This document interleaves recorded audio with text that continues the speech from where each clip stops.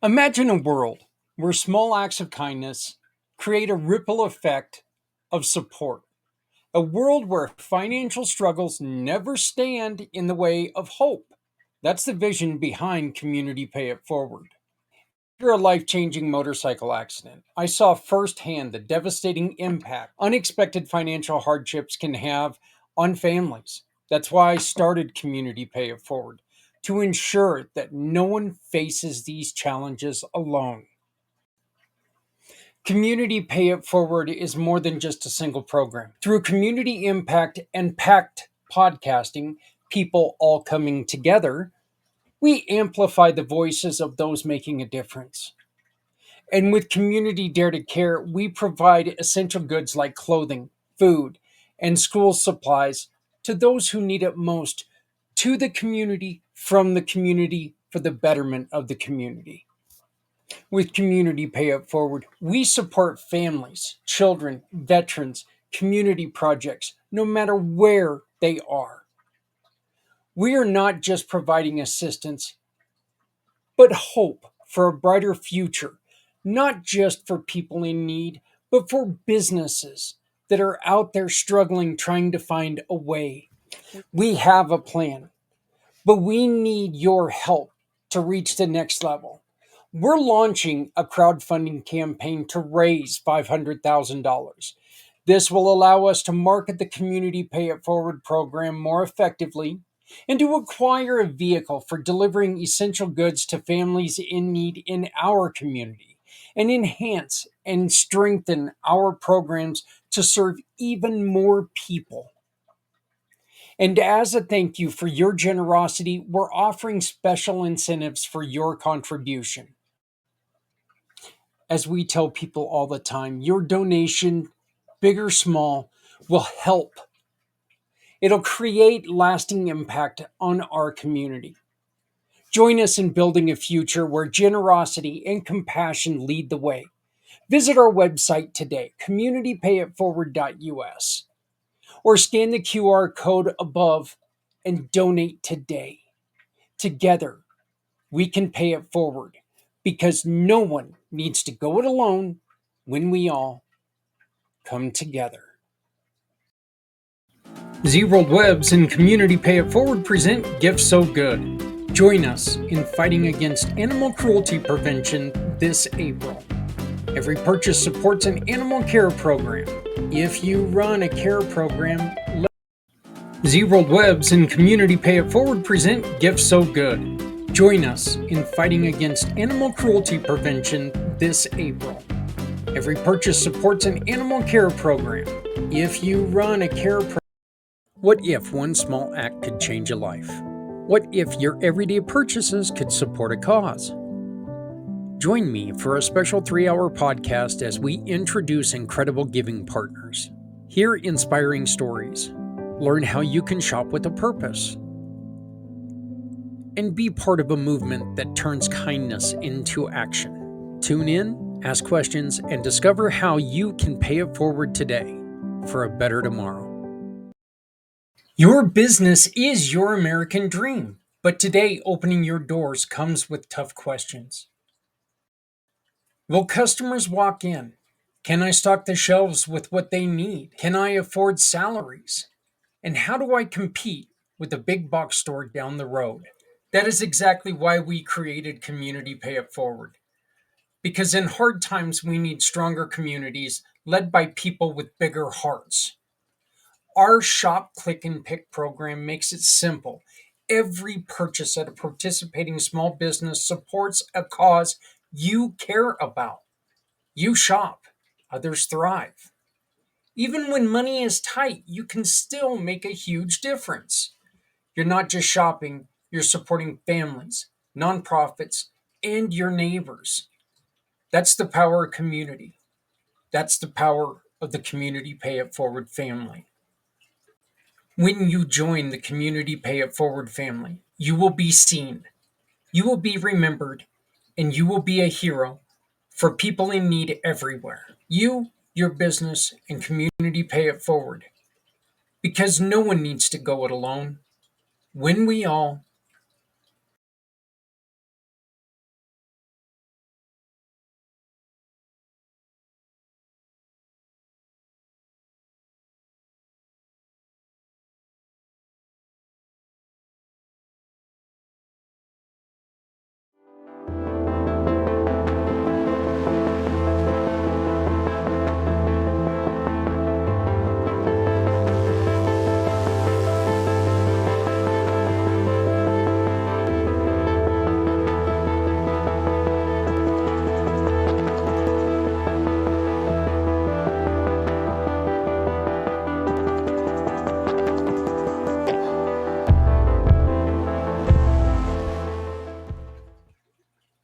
a little bit of a preview of things upcoming.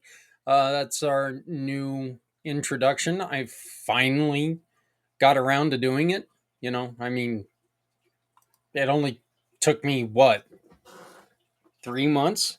So, but had to take a little bit of time to try to catch up to myself again. So that's what it took. Hey everybody, my name is Zach Clayton, Community Pay It Forward, Community Dare to Care, and the Pack channels. We have a couple things upcoming that we are going to be talking about a little bit later on today, but we want to first start the show out with an interview that I did late last week with a wonderful, wonderful lady who, um, I'll I'll still say this, okay? I think it's hard to believe that she's been doing it for 30 years because she's saying she's the same age as me. And, I don't want to say that people are full of it, but let's be honest. When you look at her and you look at me, you can't tell me that she's the same age as me, all right? But she's been a psychotherapist for about 30 years, and she focuses on something that to me is so important because of the fact she focuses on the most at risk for suicide, that age range. And I know what you're probably thinking, and you're going to be shocked to find out you're wrong. It's not the younger generation. It's the people 85 and over are the range where they're willing to end their life quicker and easier. Well, Toya is going to tell us why. She's going to introduce us to what people go through at that age and why it's so important to have somebody who focuses on people who have lived their life, who understand that, I've had a life, and they think that, I've lost everyone I know, I'm just going to check out. It's not a good thing. Toya focuses on our elderly. And when she told me that, I remember looking back at the CDC records and seeing that the elderly are the group.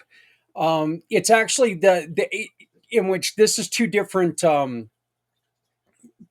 age groups, 75 to 85, and then 85 and up.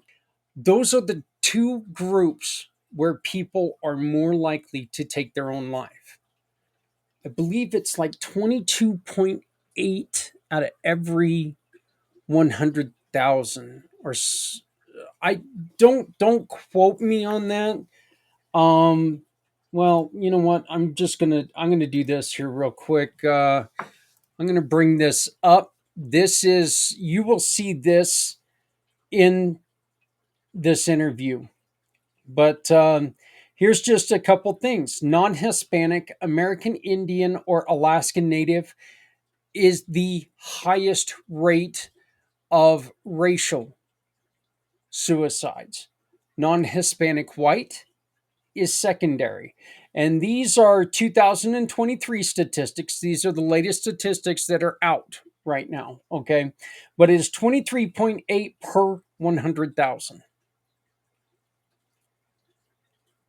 Non Hispanic, Native Hawaiian, or other Pacific Islanders. Again, there's one that you wouldn't really think. They live in tropical, majestic beauty. You would think that their lives are wonderful. And that just proves the point. You never know what someone else is going through. Non Hispanic, multiracial, Black, Hispanic, and Asian. So that's the racial breakdown. You got 23.8%, 17.6. Actually, it's not percent. I'm sorry. These are 23.8 people out of 100,000, 17.6, 17.3, and then you've got a massive drop after that to 9.2 people per 100,000. So we see where we need to have a little bit of attention given, and let's be honest, we need to catch the attention of these 6.5 Asians. We need to catch their attention. We need to find out what's wrong with them. So I don't mean by any means, well, the Asians, the Hispanics, they don't have a problem with suicide. Yes, they do. If we've got 8 out of 100,000 that are killing themselves, that's 8 people too many. So we do need to focus on this. We need to figure this out. But you can see the breakdown. Males, and unfortunately, and I hate to say this, but the female rates are going up, okay? And the male rates are not coming down. So it's not like one's going up and one's coming down. Um, these are what they are. But the adjusted rates per 100,000, 22.7 males as opposed to 5.9 females. And again, those 5.9 females, that they're going up because of the feelings of being alone, feelings of just defeated feelings for both males and females. Okay, but here we go. You're going to see this again in the interview. And when I played this, Toya was shocked and she was like, I haven't seen that. And so I ended up giving her this scale when we were done. But 85 plus, 22.7 out of every 100,000 for 85 and up. 75 to 84, 19.4 for every 100,000.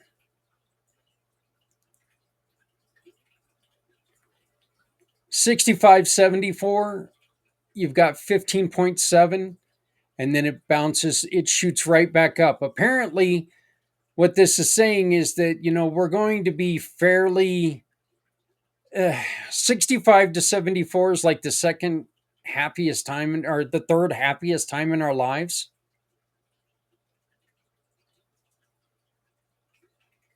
But if you look at this, these are a lot of these, which was again, this is a little shocking to me. Okay, these are all professional ages.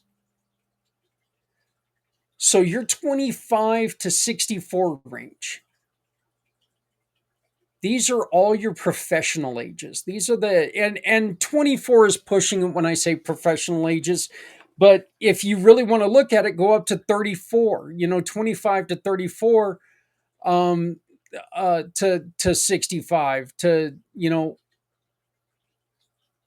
those numbers are just heavy and they're wrong. They're wrong. We don't need people feeling like this. 15 to 24, 13.5. Again, 13.5 out of every 100,000. That is too damn many. Too many. But I was happy to see that those numbers are not higher. We need to keep that way. Kids, if this means that you are out there and you are pressuring people to stay alive, keep doing it because you're doing a great job. If you've got a friend who's in trouble, keep doing what you're doing because you are making a difference in your friend's life. Okay? If you got a friend that's in severe anxiety, in severe trouble, consider reaching out for help. Okay? What you're doing is great, but let's make sure that we reach out for help and make sure that even this number, this 13.5% goes down. This number right here, the 2.3, I got to be honest with you, this is one of the saddest numbers. Children aged 10 to 14, there are still 2.5 kids for every 100,000.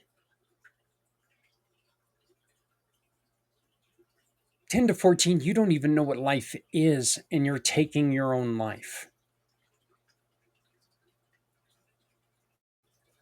Hell, as an old guy, I can say even up into 25 to 34, you don't even know what life is yet. But 10 to 14, and we have 2.5 kids that are taking their own life.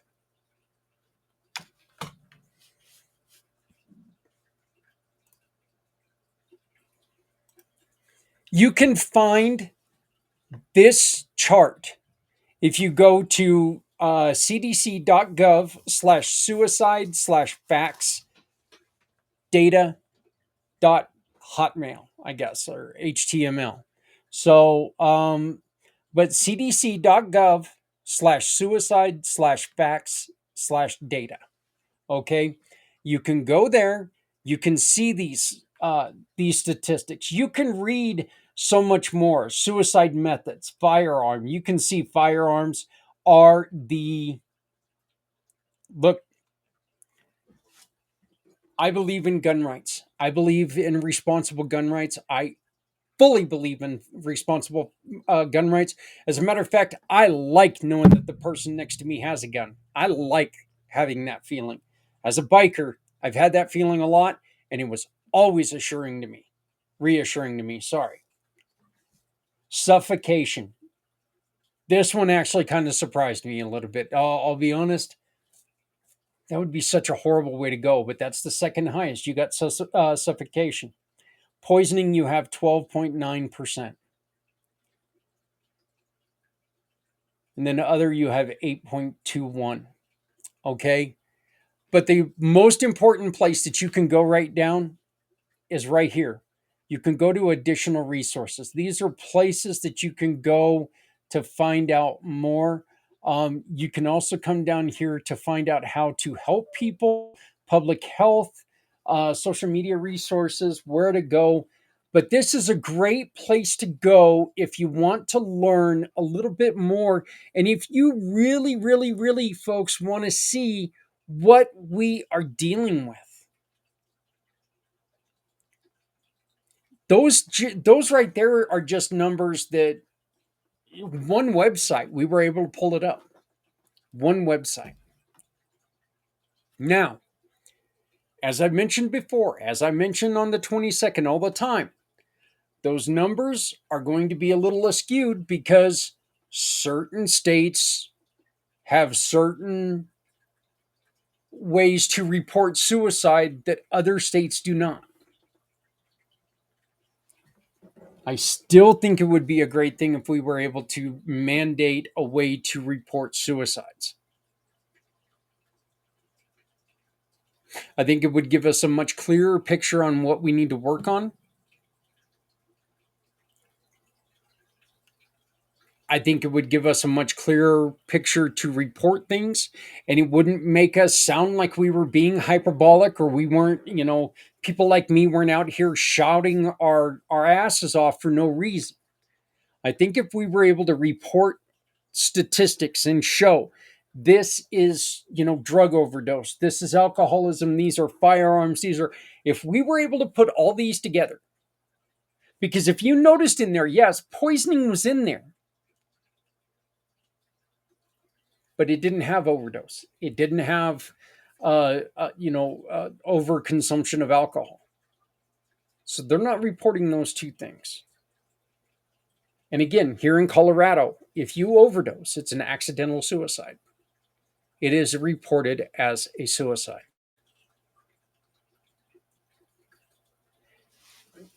I'm going to tell you, as somebody who lost a friend, a couple friends to overdoses, to overconsumption, it hurts. It hurts your soul when you hear the words accidental suicide. and it'll piss you off because you'll hear the word accidental suicide and you'll be like, my friend didn't kill themselves. They messed up. They OD'd. They didn't commit suicide.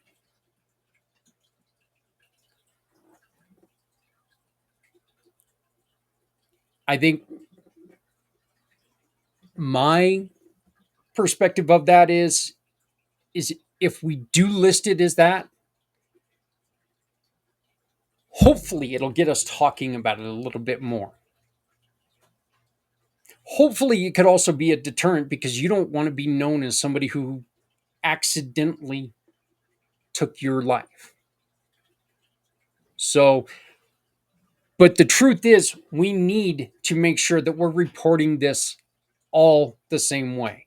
Again, please go to cdc.gov/suicide/facts, and you can find that chart that I just shared with you and that we talk about here with my friend Toya.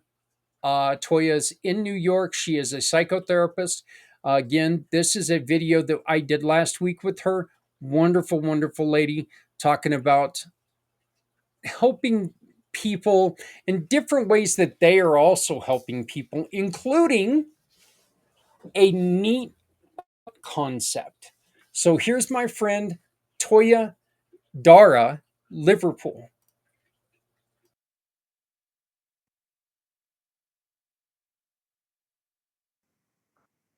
Continuing our conversation on mental health and some of the ways that people struggle, some of the ways that people have struggled, and more importantly, some of the solutions that are out there.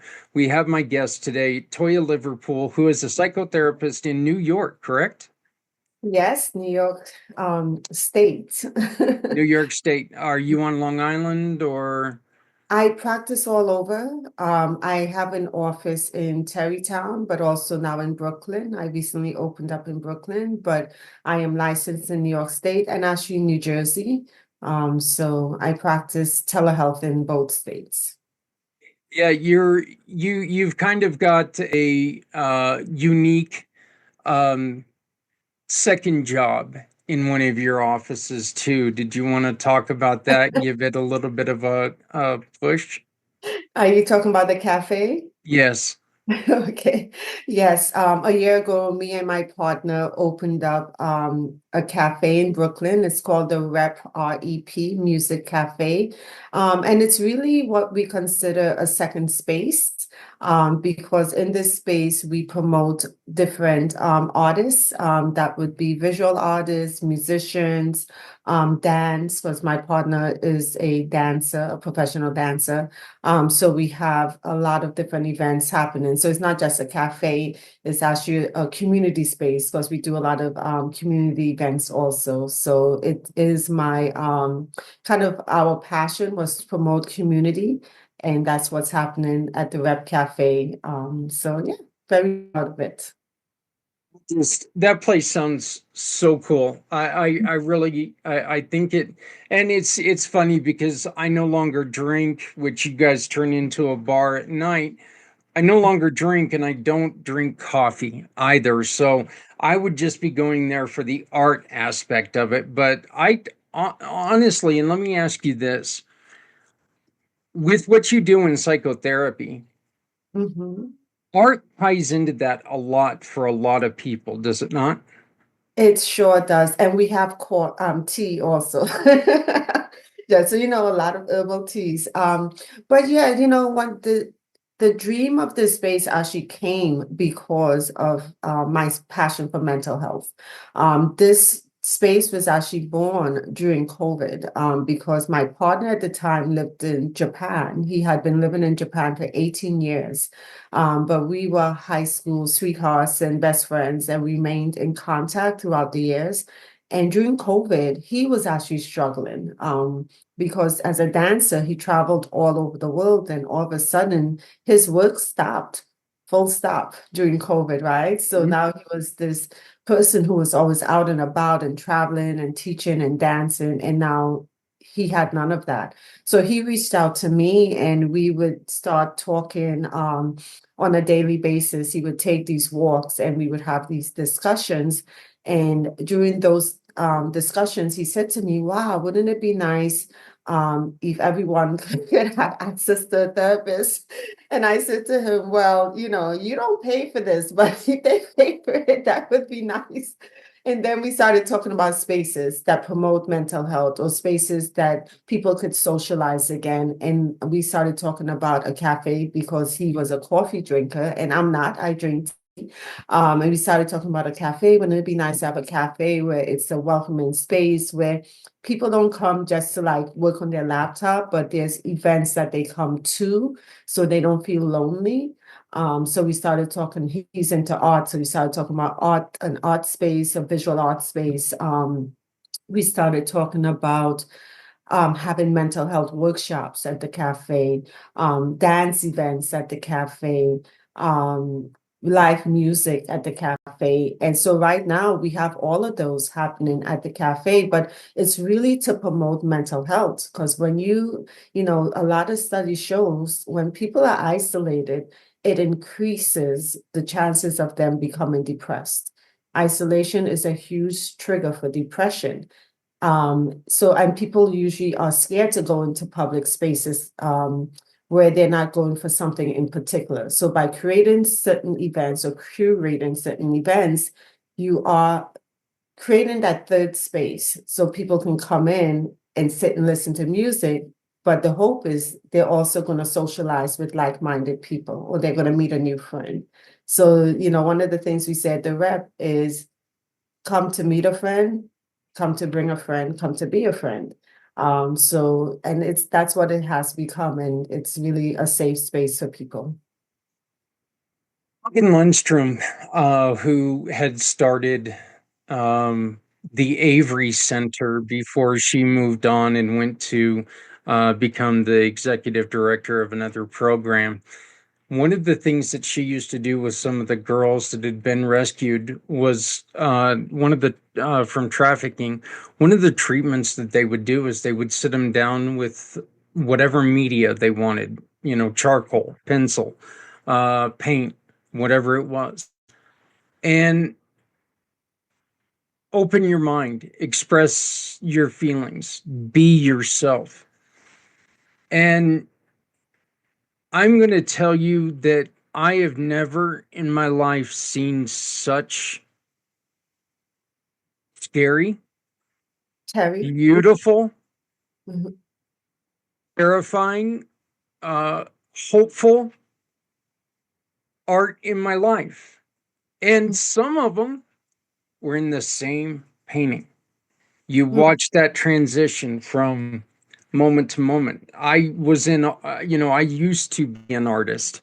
I can't draw or paint hardly at all anymore, but I used to be an artist, and I understand what it's like to have a brush in your hand and you start in one mood, but by the end of the painting, it's in a completely different direction. So I do see that as something that I think is very uh, ingenious. One, and if I ever make it out to New York, in which I hope to someday, I definitely want to stop by and see that.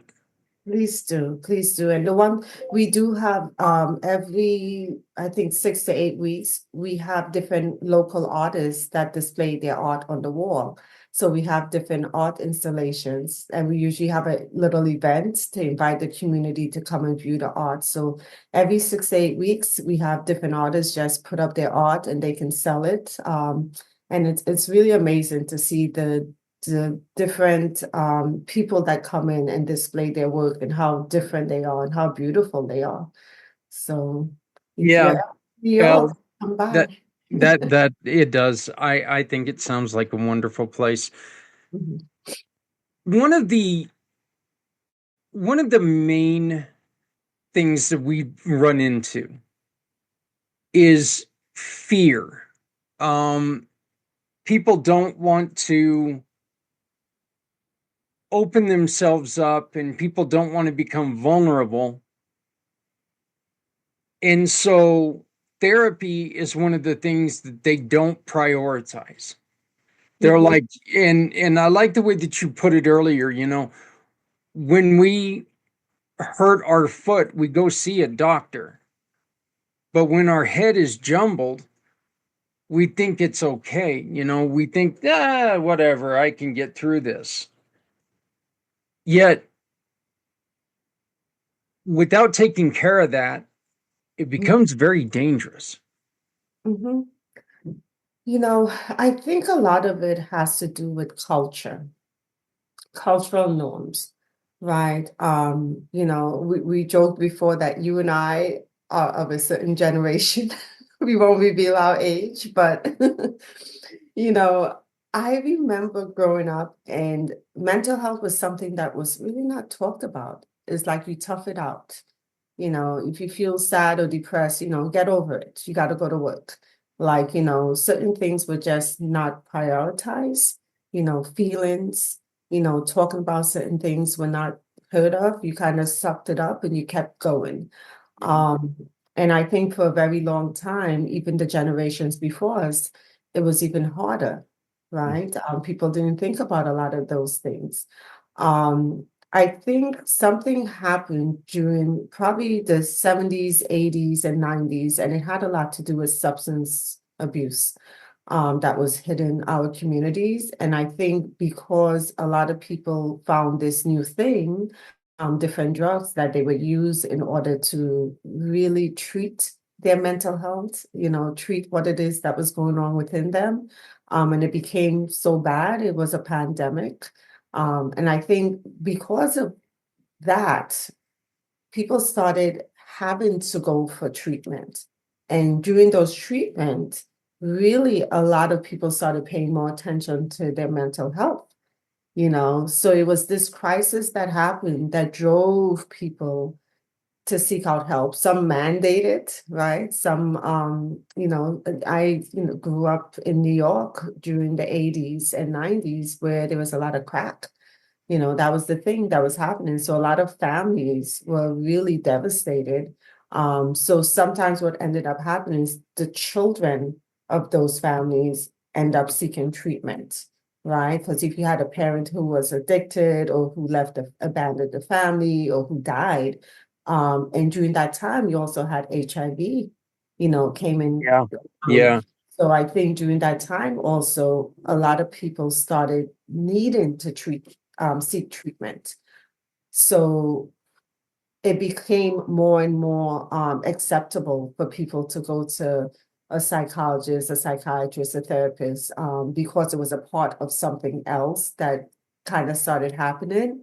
And right now, I really, because of the pandemic, once again, a crisis happened, people started recognizing, oh my God, I'm really feeling it because I'm stuck at home. I'm Hmm. isolated with my thoughts.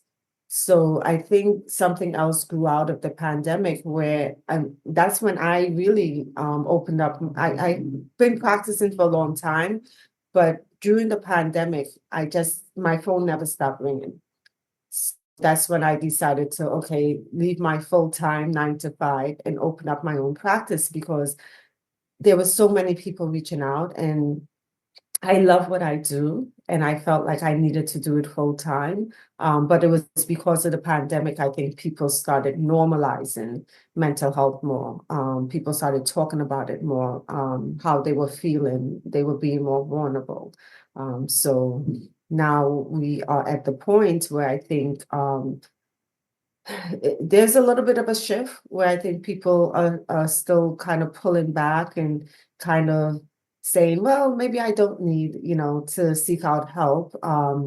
And so I'm so happy you're having this discussion with me because without your mental health, nothing else really matters when you think about it.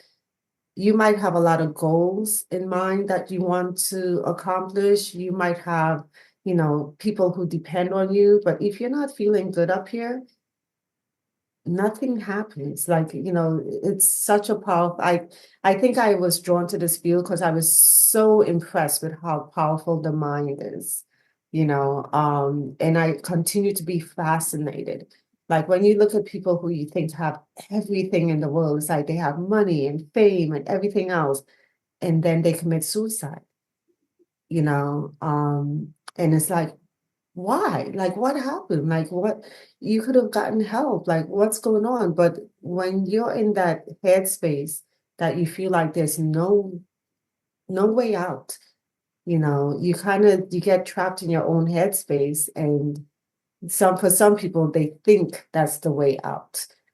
So it just shows you how powerful that mind is sometimes. Well, this is, now comes my obligatory moment when I talk about when I was going through all of my injuries in my motorcycle accident. And one of the reasons why I wanted to do this show, talking about mental struggles, mental health, and stuff, is because I noticed that there was never any healing going on because the mental health aspect of everything kept blocking me from feeling good. And again, if you don't feel good everywhere, you don't feel good. I mean, if you've got stressors coming because you can't find food for your family, you're not going to feel good. You're not going to feel whole, and you're going to struggle. And so I like that you wanted to bring up, prioritizing mental health because it is really something that, look, it's scary. It's scary getting to know yourself. Mhm. You're with yourself. You're the only person that's with yourself 24 hours a day. Yet you can surprise yourself quite often. And you know, there are times that you find out stuff about yourself that you're like going, ooh, I don't know if I like that guy very much. So, but what are some of the things, Toya, that COVID should have taught us about being with ourself all the time? What are some exercises that we can do to make sure that if and when we're in another situation where we've got nothing but time, we don't fall into these depressions again? Mhm. Well, there's a few things, right? And I think I'm so happy you brought up COVID because COVID, for some people, was a gift. It made us sit with ourselves. And for some people, it made us be honest with ourselves without having distractions. Because when you think about life, work can be a distraction, right? You're not feeling good in the morning, but you got to go to work. You push aside what you're feeling, you get up, you go to your 9 to 5, you get distracted, you're involved in meetings and other people and all of that. As soon as you go back home, the thoughts come back, Mhm. right? Socialization could be a distraction too. It can be helpful, but it can also, if I'm not feeling good, my friend called me, want to go out for a drink. Okay, you know what? Forget these feelings. Let me go have a drink. So what COVID did, it made us sit still. It made us be more mindful, which is something people sometimes run from. When I say mindful, I mean being able to really pay attention to the moment that you're in. And for some people, paying attention to that moment can be difficult because it makes you evaluate what's going on in your life right now. And for some people, it's just too much. They don't want to evaluate what's going on right now because they may not be happy or satisfied with what's going on right now. So a few things that I think COVID has taught us and that we can continue to do in order to make sure that we are living a healthier lifestyle or that we are on a path is one, being still for a moment. Taking a moment out of your week to really just sit still with yourself. And we call this being mindful. Some people do meditations during that time in order to kind of settle the mind a bit. If you are not trained on meditation or you don't know much about it, Google it, look it up on YouTube. I always tell people the best meditations are the short ones, the ones that are guided. There's a lot of free meditation resources, but sitting still for even 3 to 5 minutes can allow you to just be in that moment. Another thing that I personally find helpful is journaling. Being able to write down your thoughts, your feelings, to kind of track your moods can be really helpful. A lot of times we push aside our moods and feelings because once again, I think that aspect of being strong, I don't need to, tap into those feelings. You know, People kind of push it aside. But being able to say, okay, Friday, I felt really, really sad. I don't know why I felt sad. And then on Sunday, I met up with a friend and I felt a lot better. Being able to kind of track and see the shift in your mood can be very helpful later on because you can see that you have ups and downs. It's not constantly feeling sad. So that's something you can do for yourself without even needing a therapist, is paying attention to your mood, being mindful, and another piece is taking action. A lot of times it's really difficult, I think, sometimes for people to turn intention into action. So recognizing that you need to do something, if you're not feeling good, if you're feeling sad or anxious, or you have intrusive thoughts, being able to take that next step and take action. It's like sometimes, maybe you do need a therapist, maybe not. Sometimes people just need to be able to call a friend or talk to a family member that you trust, or go for a walk or exercise. Like there's different things that you can do in order to help you. But I think taking action and not always just letting it sit too long can sometimes be a problem. And I would like to, even throw in taking the appropriate action because there are too Mhm. many people who are, oh, to hell with this day, I'm going to go have a beer. And that's just not the appropriate action to use. Yes. You specialize in an age group, and I wanted to share this with people because I've said this before and I've got a lot of kickback from this. Well, I wanted to prove it right here. This is CDC suicide data.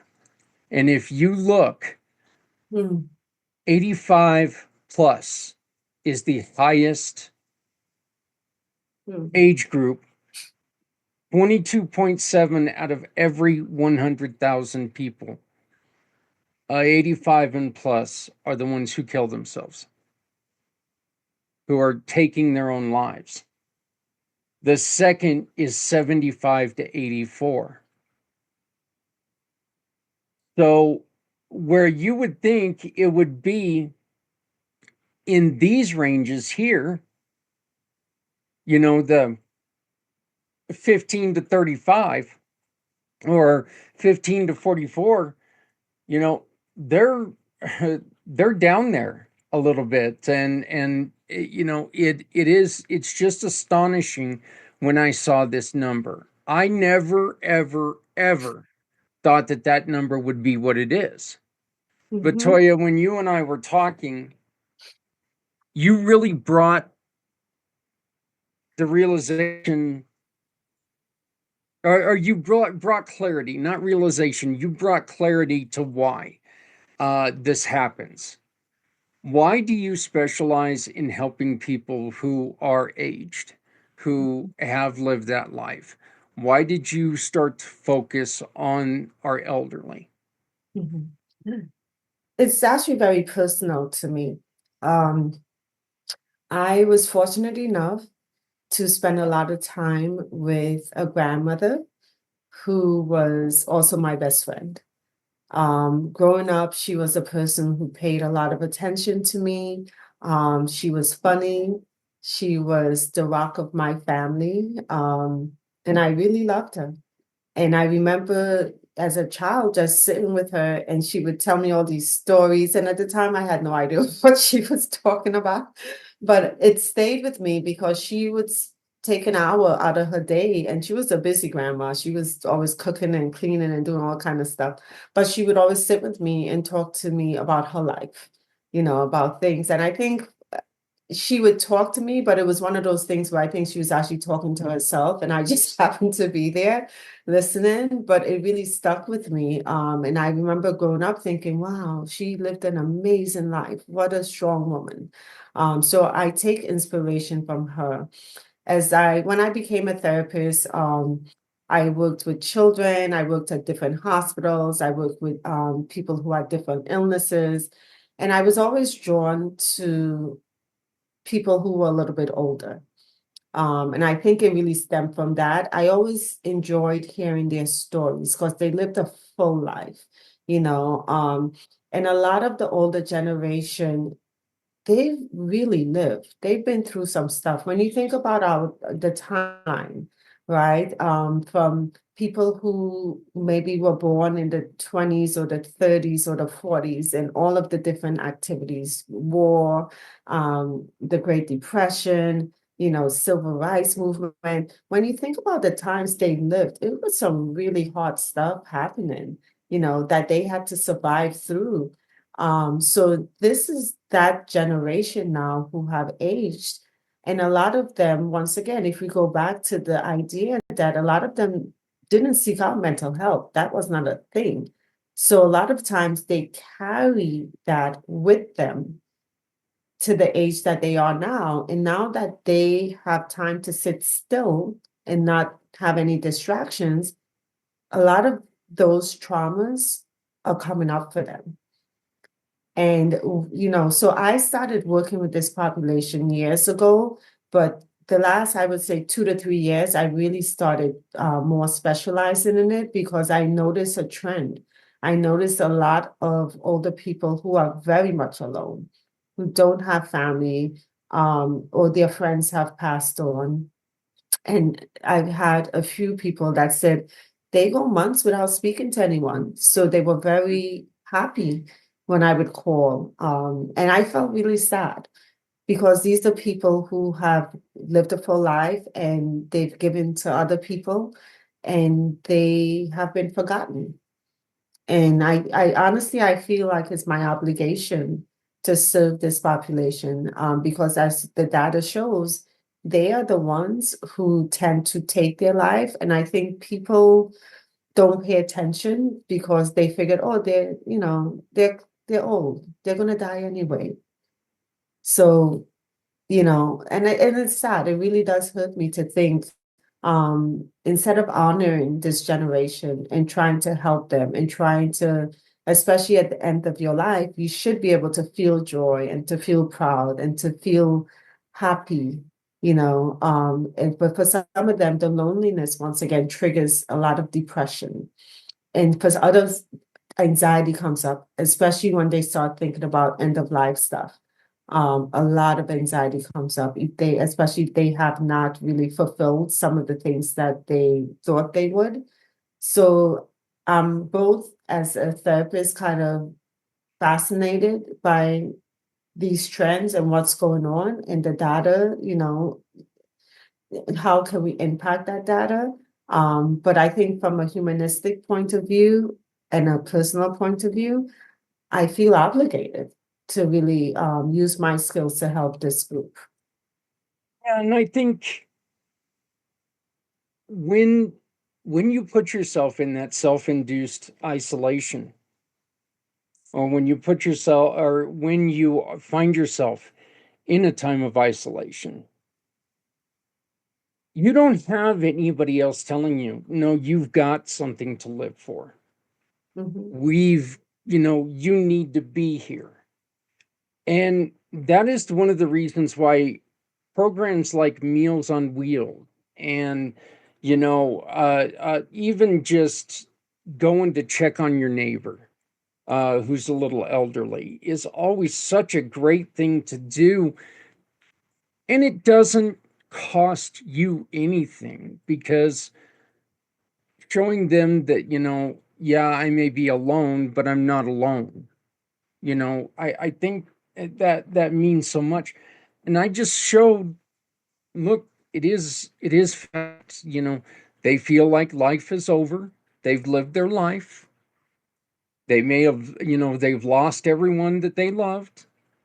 Maybe, you talked about it when we first met. Maybe they don't have kids, or their kids are estranged, or whatever. They don't have anything, and so they're like, I'm done. I'm done. So, I want to touch on two more really quick things. One of them is a lot of people use financial stresses for seeking help. Why is this a misnomer? Mhm.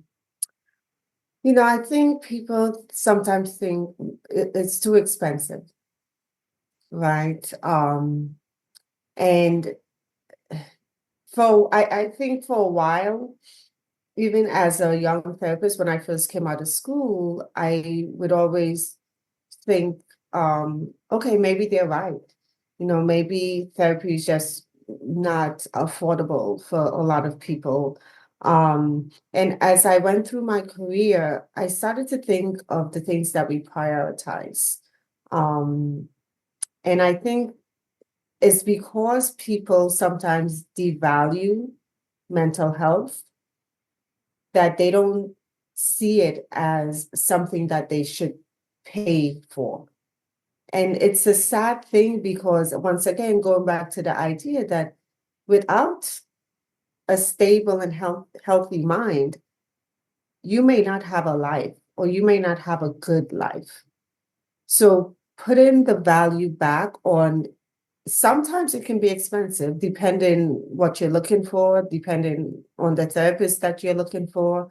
It's one of those things too where I hate to say, but is you pay for what you get for what you pay for, right?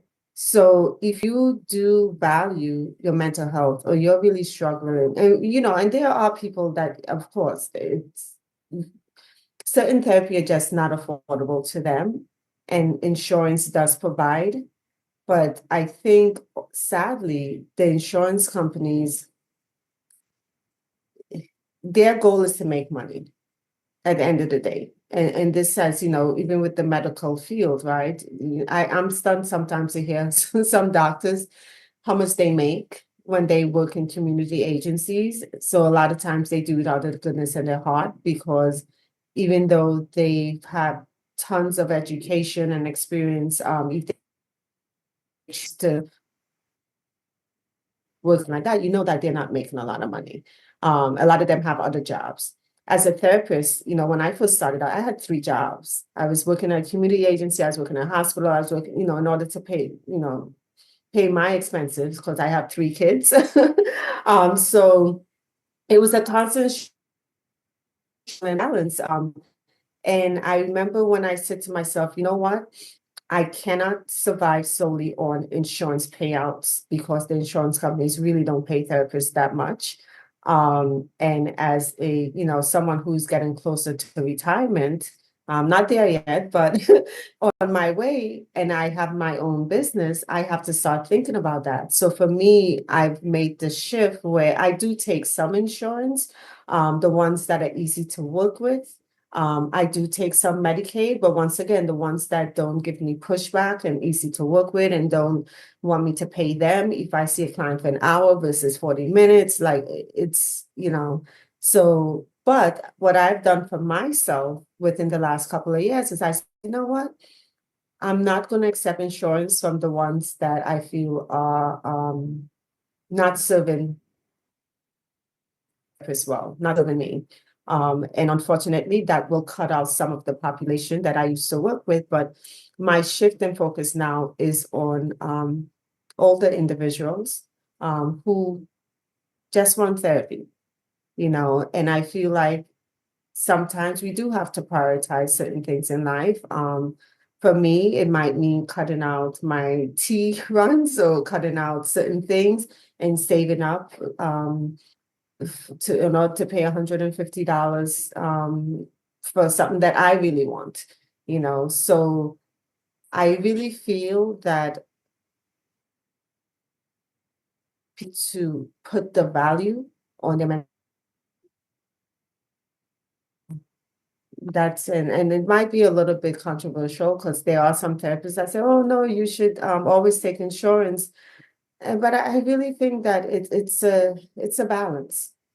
It's a balance. The fact is, insurance companies are not multi-billion-dollar organizations because they like to give away money. They Mhm. don't, where, you know, in a perfect world, I'm pretty sure you'd love to take insurance from everybody. Oh, yeah, and I did. Yeah.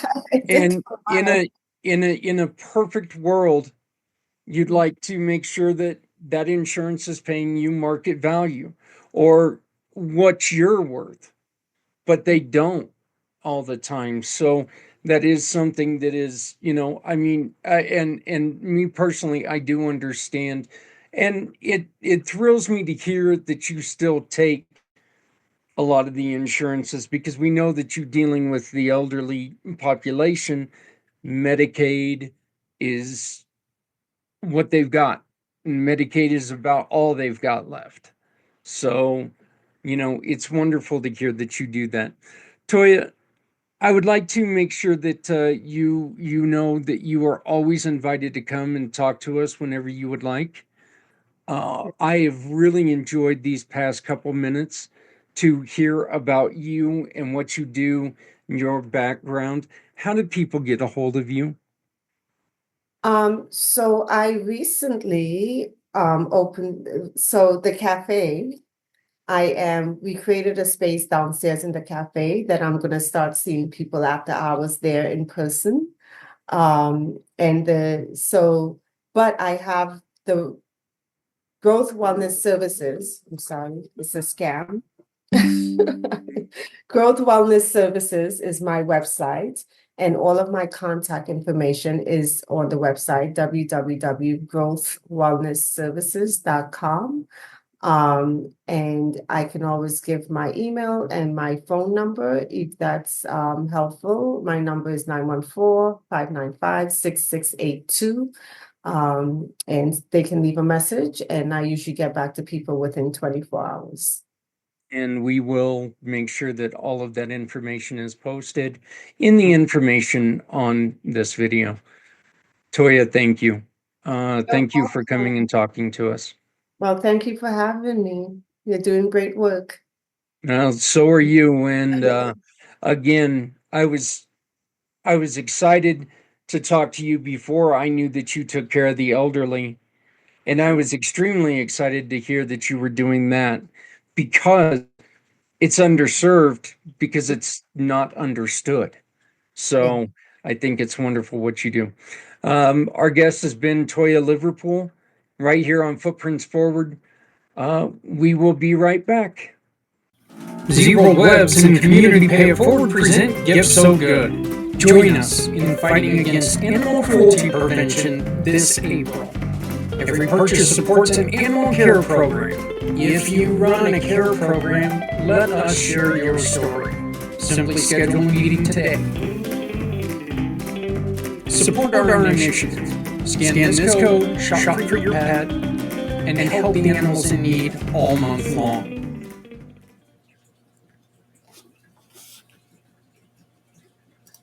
We are trying really hard, Z and I, to get that pet store up and running. Please, if you have any suggestions, reach out to us. You can use the QR code up in the corner. That's how you can get on my calendar and we can have a conversation. But please, take and see if we can help you. If you have any suggestions for the shop, let us know. We want to be your one stop shop, your pet store with a heart. We want every time you give your pet a gift, you can do so much good. So, Gift So Good, online pet store. We are not one of the biggest. We're not yet one of the best, but damn it, we're going to try. So, we're going to do our best to make sure that we get whatever you need.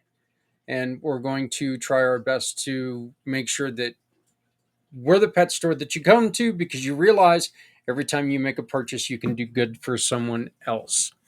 Hey, we are 2 to 3 weeks away from Community Pay Forward mobile app coming through. We are so excited about this.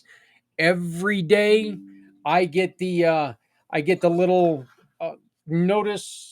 I've got the app on my phone, but that's just because they've given it directly to us. Where right now, the app is being approved by Apple and by um, Android or whoever, the Play Store. So we're getting that all situated. We're getting all the partners, all of that. We're getting it added in. Things are looking good. It's going to be so much easier to use the Shop, Click, and Pick platform. All you're going to have to do is find your partner, find who you care about, take a picture of that receipt, and send it to us. That's it. That's all you're going to have to do, all from one app. It is looking fantastic. If you would like to learn more about what we're doing, you can always take and scan this QR code. It is for my card. That is the best way to get a hold of us. You can also, of course, take and I need to explain a little bit about the phone thing to people, because I know when I say please text my phone first, it sounds like I'm being an a-hole. There's a reason for this, okay? After my motorcycle accident, I lost the hearing in my right ear. This one is my right ear, and that's the one I'm deaf in. Not this one. I was actually looking at myself, and I went to go point at my picture's right ear, and that's actually my left ear. So my right ear, I'm deaf in this one. Oy vey. Anyway, deaf in my right ear. If I'm in a place where there's a lot of noise, if I'm in a place where there's a lot of motion, if I'm in a place that is full of distractions, I cannot talk on a phone. So if you send me a text, I can take the time to get into a place where I can concentrate.